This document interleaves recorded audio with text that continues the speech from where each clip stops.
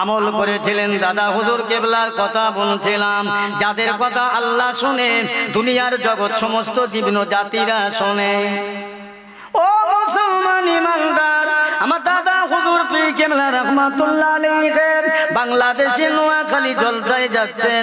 বাংলাদেশের মানুষেরা শুনতে পেলেন ইন্ডিয়া থেকে, ভারতের জমিন পশ্চিমবঙ্গ থেকে, হুগলি জেলা থেকে একজন পীর সাহেব আসছে। দেখবো আমরা কেমন পীর, কেমন আল্লাহওয়ালা, দেখার প্রয়োজন আছে, পরীক্ষা করার দরকার আছে, যাচাই করার দরকার আছে।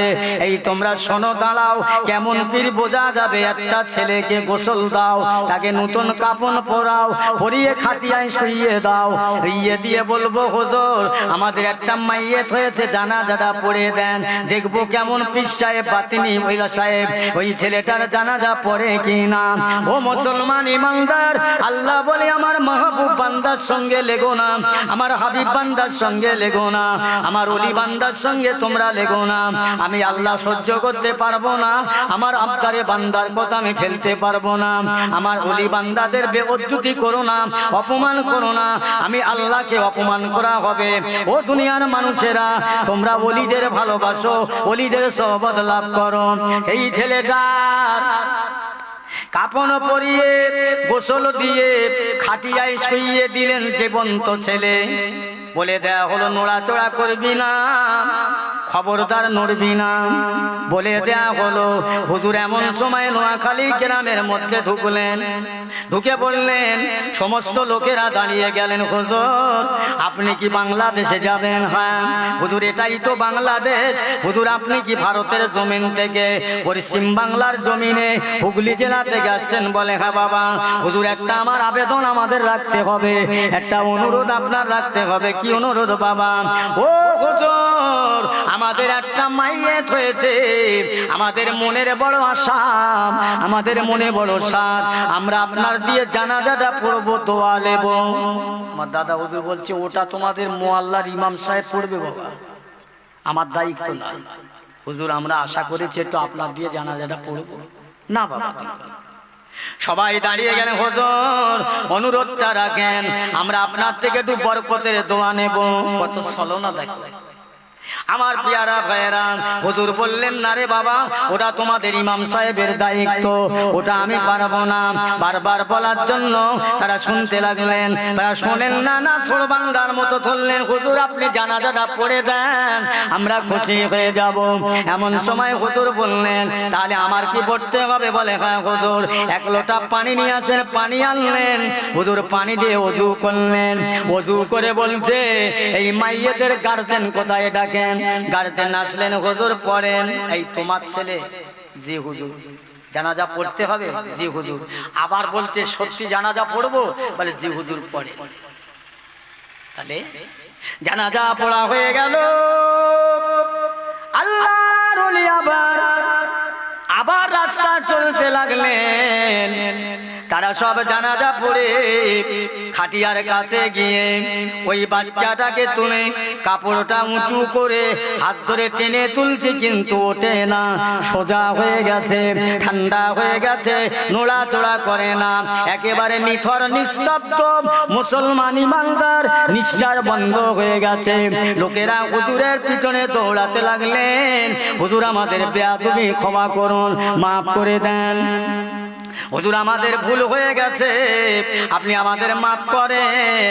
আল্লাহর ওলি মুজাদ্দেদুজ্জামান বলছে, বাবা আমি ফুরফুরার আবু বকর, যার জানাজা পড়ি, মোরা মানুষের জানাজা পড়ি বাবা, জিন্দা মানুষের জানাজা পড়ি না। যার জানাজা পড়ি সে আর কোনোদিন জিন্দা হবে না। একবার জোরে বলুন সুবহানাল্লাহ। দেখেছেন আমল করেছে কারা? আল্লাহর ওলিদের সঙ্গে বেইজ্জতি করবে, বেইজ্জতি করার স্বাদ মিটে গেল। যেটাই তারা চেয়েছিল যে কেমন পীর আমরা একটু দেখব, একটু পরীক্ষা করব।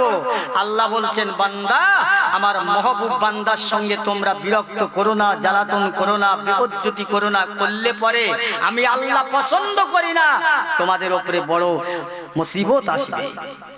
আমার ভাইরা, পিয়ারা দোস্তেরা, আমরা সেই ফুরফুরার মতাদর্শের মানুষ। আমাদের 5 হুজুর কেবলা একে একে চলে গেলেন। পাঁচ হুজুর কেবলার যে আওলাদ গুলো ছিল, ছোট হুজুর মেজে হুজুর কেবলার দুটো সাহেবজাদা বিদায় নিলেন, ছোট হুজুর কেবলার ছেলেরা তারাও আস্তে আস্তে বিদায় নিচ্ছেন। আসছে তাদের বাচ্চারা, তাদেরই আওলাদ এসেছেন ফুরফুরা শরীফ থেকে আপনাদের কাছে ওয়াজ নসিহত করার জন্য। দুটো কথা দুটো বলবে, উপদেশ আর দোয়া দিয়ে যাবে। খবরদার মনে করুন আমার জীবনের শেষ নসিহত শোনার নাও হতে পারে, মনে করুন আমার এখনই মউত হতে পারে, আমার এখনই মউত হলে আমার গোরস্থানায় নতুন কবরে আমাকে দাফন করে দেবে, আমার কি হবে, আমার কি হবে, এই চিন্তা করে আমার ভাইরা আল্লাহর আমল করেছিলেন যারা, আল্লাহ রাসূল আল্লাহর হাবিব দিন দুনিয়ার বাদশা মা ফাতেমাকে ডাকলেন, ও ফাতেমা, ও আমার কন্যা, ও হাসান হুসাইনের আম্মা জান, মা দুনিয়ার তুমি নবীর বেটি বলে কথা নয়, আলীর বিবি বলে কথা নয়, হাসান হুসাইনের মা বলে কথা নয়। আমল ছাড়া রেহাই পাওয়া যাবে না, আমল ছাড়া স্টার পাওয়া যাবে না। চিন্তা করে নবীর বেটি জান্নাতের রানী, আল্লাহর নবী বলছে মা আমল ছাড়া কোনো কথা চলবে না, তোমার আব্বা রাসূলুল্লাহ বলেও রেহাই পাবে না। আমার আপনার কি হাল হবে, কে শোনাবে? আল্লাহ নবীর কথা শুনে রাসূলুল্লাহর বেটি ফাতেমা তামাম রাত জেগে জেগে আল্লাহর ইবাদত করে, তেলাওয়াত করে, তাহাজ্জুদ গোজার মানুষ। ও মুসলমান, ফজরের আযান হচ্ছে তামাম রাত, আল্লাহর জিকির করতে করতে ফজরের ওয়াক্ত হয়ে গেল।